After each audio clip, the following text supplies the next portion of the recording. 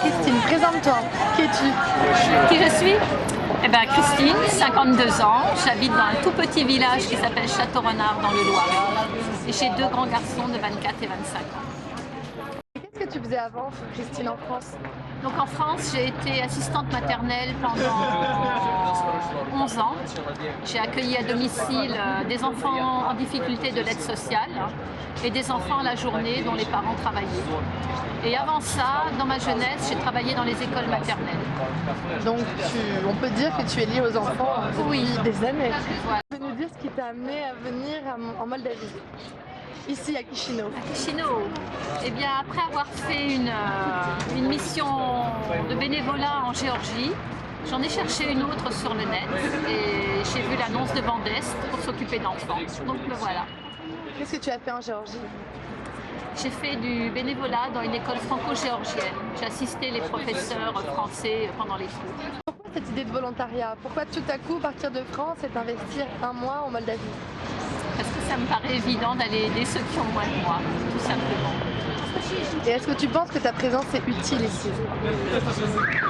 Oui, je pense qu'elle sera utile pour les enfants, importante pour eux. Et qu'est-ce que tu connaissais de la Moldavie avant de venir? Rien. C'est-à-dire rien. Rien. Jamais entendu parler? Pas de clichés, pas d'idées? Non, entendu parler, mais pas de clichés, mais je savais pas vraiment où c'était sur la carte, j'avoue.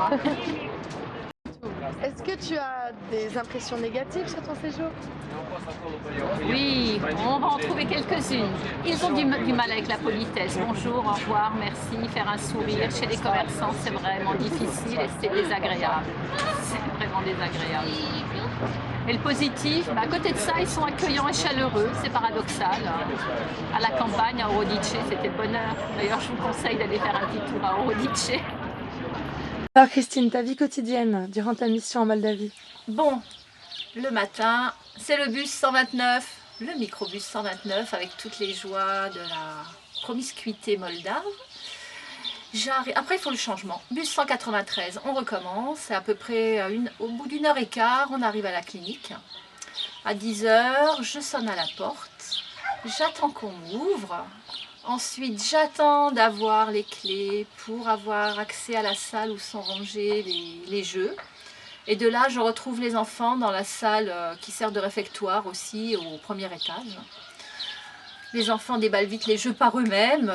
C'est une petite volée de moineaux qui jouent au puzzle, au domino, au memory. J'essaye de jouer un peu avec tout le monde, de ne pas les laisser seuls, de les encourager.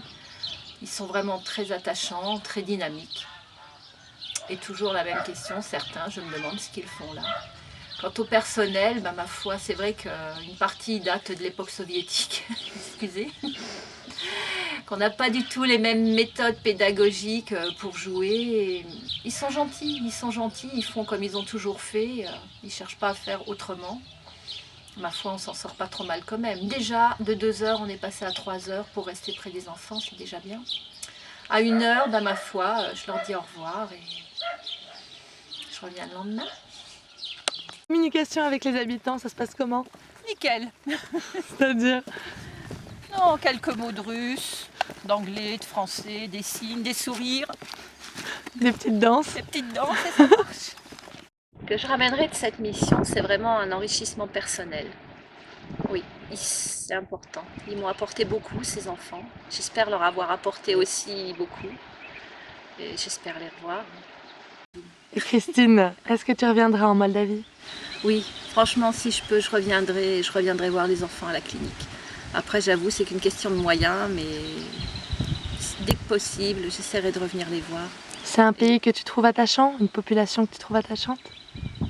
Le pays en lui-même, géographiquement, il y a mieux, allez, soyons honnêtes. Il y a des beaux coins, regardez, c'est génial. Mais pour les enfants en premier, pour les enfants, et la population, partout où je passe, je suis bien accueillie aussi. C'est un pays à découvrir, des gens à découvrir et une mission à faire.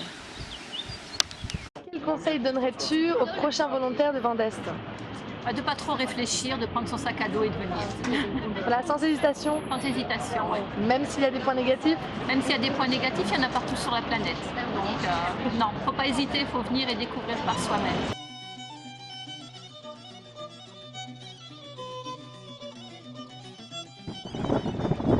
Une jolie phrase pour finir de Mandela qui a dit qu'en faisant scintiller notre lumière, nous offrons aux autres la possibilité d'en faire autant. Alors venez briller en Moldavie.